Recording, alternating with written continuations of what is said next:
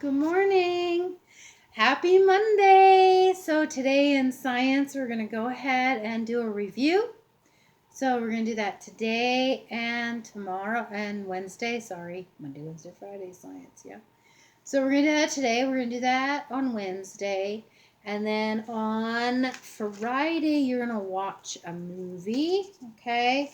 I like it. It's called Newton's Workshop. So it's fun. Yeah.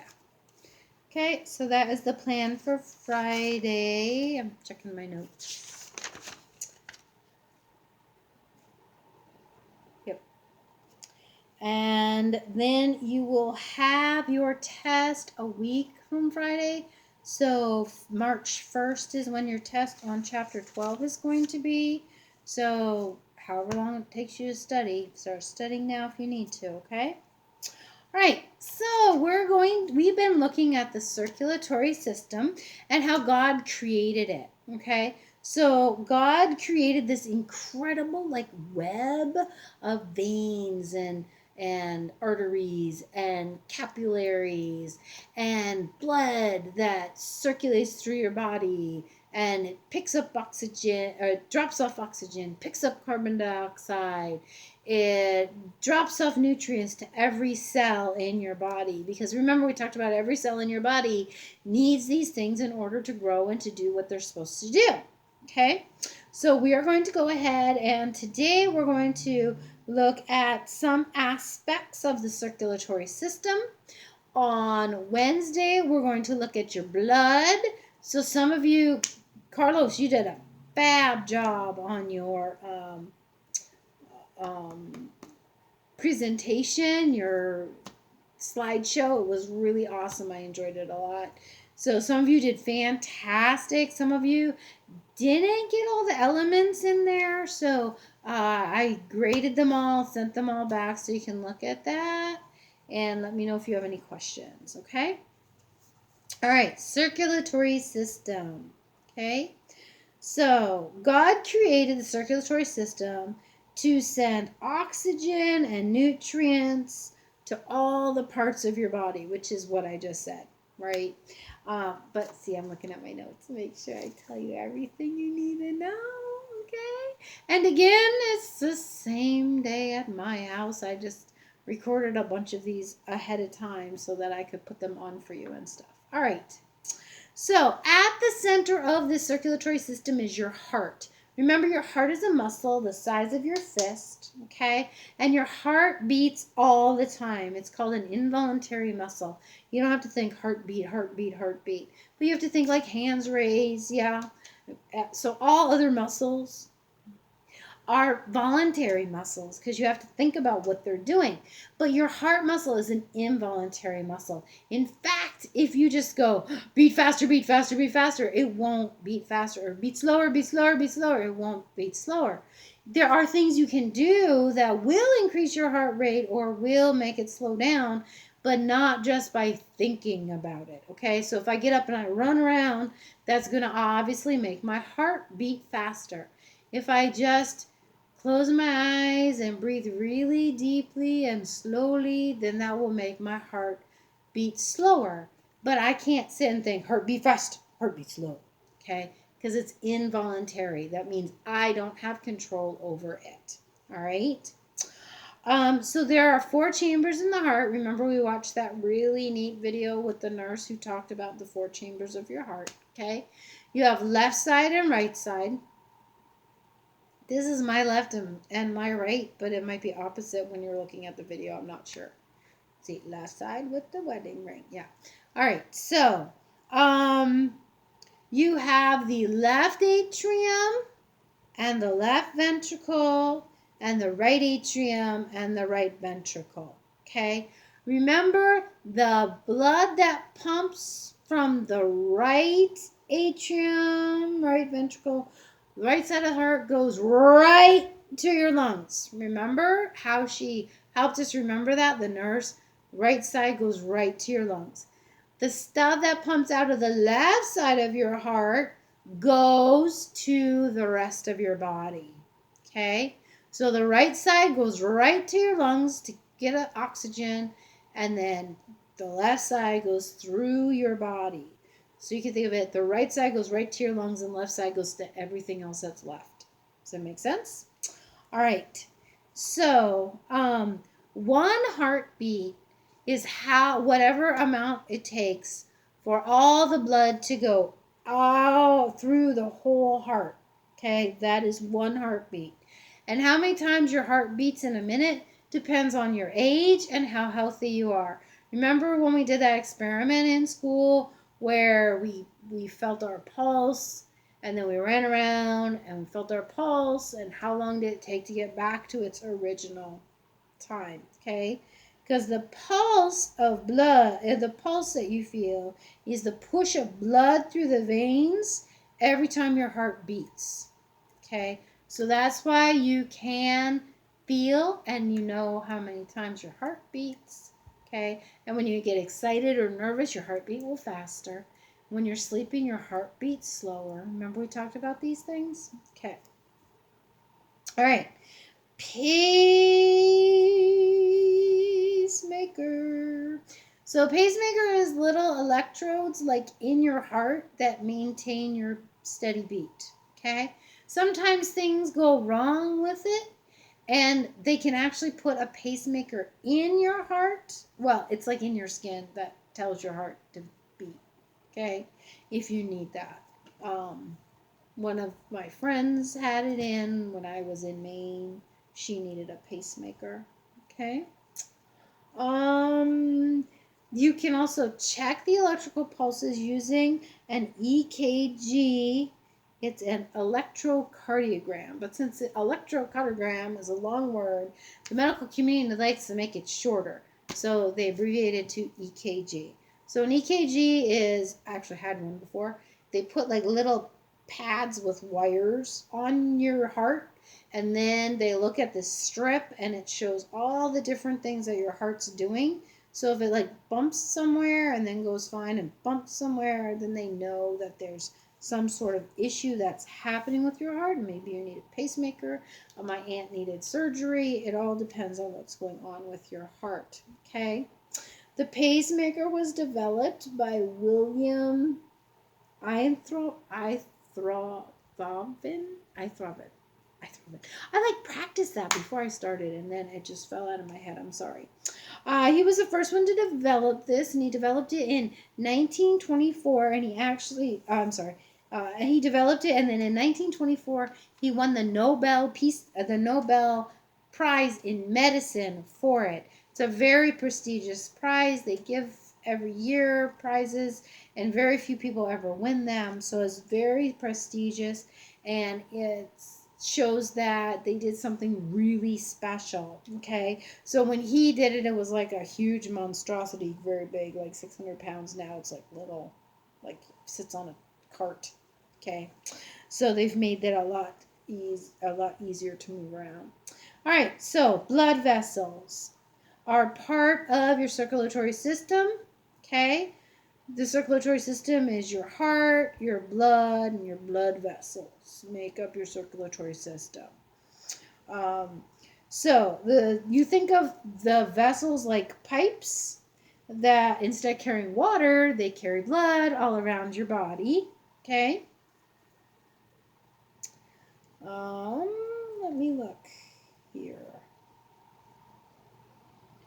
So you have billions of blood vessels through your body, and in 1 minute, think about that, 1 minute is not a long time, all of the blood goes through your whole entire body in 1 minute. Okay, through your brain, your head, your skin, your legs, your heart, your lungs, your liver, your stomach. It goes through your entire body in 1 minute. That is pretty incredible. God really made that heart to be very strong. So that's why we need to take care of our health. We need to make sure we're getting exercise and stuff so that we can keep our hearts healthy, as they're doing a lot of work pumping all that blood through every minute of every day, sleeping or awake. Crazy amounts of time that heart is pushing that blood through. Okay?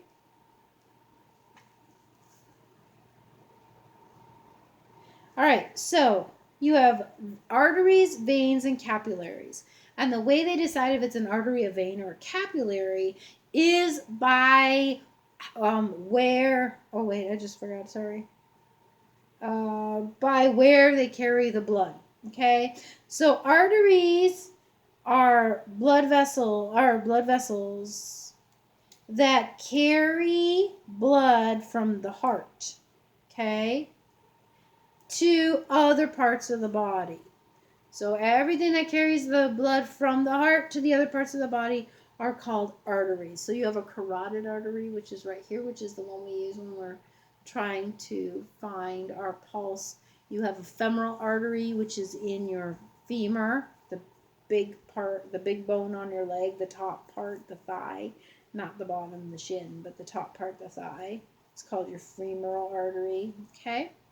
All right, so veins move blood from your body back to your heart.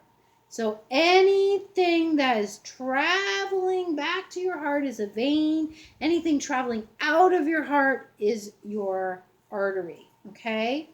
So blood vessels that go into the heart are arteries. Blood vessels that come out of the heart, from the heart are arteries. Blood vessels that send it back to your heart are veins. I got it right the first time and then I messed it all up. So let's try one more time. Every blood vessel that takes blood from your heart to the rest of your body are arteries. Every blood vessel that brings your blood back to your heart, from the rest of your body back to your heart, are your veins, okay? And capillaries connect the two together. Okay, so they're like the spider web that it talked about in the book, connecting the two together. Make sense? I hope so, because I can say makes sense, but you're not here to tell me if it makes sense or not. So if it doesn't make sense, listen to this tape again, I guess. All right, so there are coronary arteries and veins and pulmonary arteries and veins. Those are the two. They're based on where they come from, okay? So coronary means your heart, pulmonary means your lungs, all right? Okay, so arteries are really thick, okay? So they have thick muscles that help push the blood through, okay? Veins are thinner. They don't have the thick muscle tissue that the arteries have.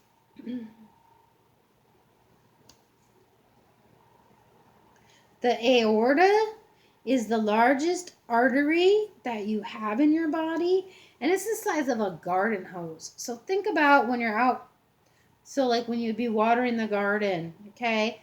The hose, that's how big the artery is.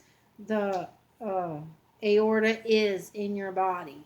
That's really big, and lots of blood goes through there. Capillaries. Capillaries are small blood vessels.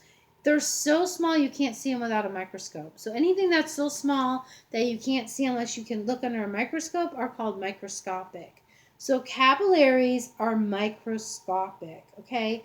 10 capillaries. So think about when they talk about a hair, they're only talking about one single strand of hair, which you probably can't even see on this video, okay? They're talking about one strand of hair. So 10 capillaries is the size, if you put them all together, is the size of one human strand of hair, okay? That's how little the capillaries are compared to the aorta, which is the size of a hose, the garden hose. Hugely, vastly different, okay? Every cell is close to a capillary because the capillaries, they're very thin, the outer, so that the blood cells can actually go through to the other cells of your body and bring it oxygen and pick up carbon dioxide, okay? So it's a very complex system that God's created in our body. in order to do all that it needs to do. Okay. Capillaries. Okay. So capillaries not only allow the blood vessels to go through to get oxygen and pick up carbon dioxide, it also picks up all other waste products. That way it keeps the cell healthy, because remember we talked about in 3rd grade that cells create waste. That's why you fart and burp, right? Because you're releasing waste from your cells. That means your cells are healthy. So the capillaries, as the blood vessels run through the capillaries, they go out and they pick up that waste and bring it back in. Okay? And then it goes through your blood into the places, which we'll talk about later, that get rid of the waste, which I'll just tell you are the kidneys and the liver. Okay? They clean your blood. They pull that yucky stuff out of it. All right? Okay, so that is how that works. Veins. So veins return blood to the heart, which we've already talked about. So veins have thin walls, thinner than arteries, but not as thin as capillaries, okay? And they have weaker muscle fibers. So they're not pushing as hard on the blood as it goes through like an artery. Remember, the artery has a thick wall, thick, strong muscle fibers that push the blood through. Okay? Cool thing about veins, they have little valves on them so that the blood can only flow one way. Like kind of like little dams, yeah? So that the water can only go one way. Well, this has little valves so the water can only go one way. Or the blood, I'm sorry. It can't come back the other way. So we make sure that the blood goes the direction that God intended it to go with all these little valves that he put into the veins. Okay, so every vein in your whole body flows into 2 main veins that are in your body. There's a main vein for the upper part of your body, and there's a main vein for the lower part of your body. So the upper part of your body, the vein is called the superior vena cava. Okay? The superior vena cava is the big vein that all other veins go into for the upper part of your body. And the inferior vena cava, vena cava are for the lower part of your body. So the superior vena cava is for the upper, and the inferior vena cava is for the lower part of your body. So all of the veins converge. So think of it like highways. Okay, so all these highways come together and converge into one place. Okay, and in your body, all the veins in your upper body converge into the superior vena cava, and all of the veins in the lower part of your body converge into the inferior vena cava. Okay, got that? I hope. All right, William Harvey. You guys were all supposed to do a report on him. Why is he famous? What did he do? Why is it important? And how did God use him? So he discovered how the circulatory system worked. There were a lot of theories. Some people thought that there was water running through. Some people thought it went into your liver. It came out of your liver. There was all kinds of theories. And William Harvey felt that a lot of those theories were incorrect. So what he did is he did a lot of experiments with animals and with people, and he wrote a book. Okay? That book was not received well. They all thought he was kind of a crazy, nutty person. Okay? 33 years later, let me see if I can find the name of that man in my notes.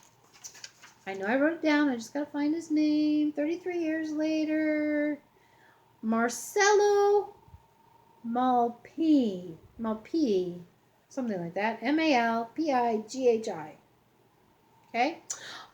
He discovered that, yes, what William Harvey was talking about is true. He discovered it when he was looking at capillaries in the lungs of a frog.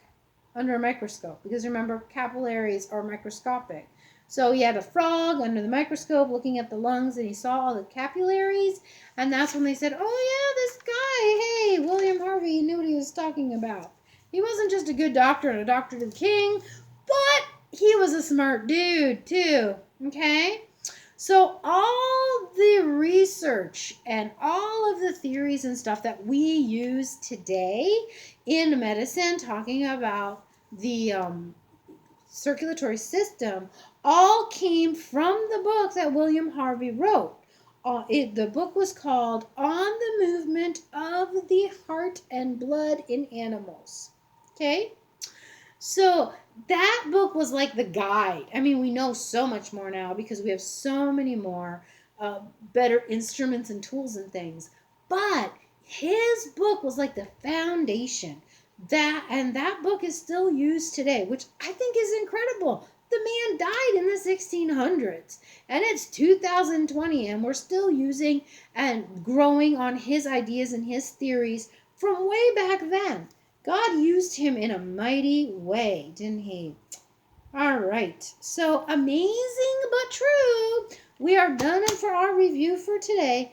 Please make sure you're all caught up where you're supposed to be. I think everybody is because I graded everything. And please make sure you're studying for your test, okay? It's not till the 1st, but don't wait till the 30th to study. All right, so I will see you here again tomorrow on Wednesday. And on Wednesday, we're going to talk about blood and your blood types and blood vessels and what do they do and why are they called a bus. All right, so I will see you on Wednesday. Have a great day. Bye.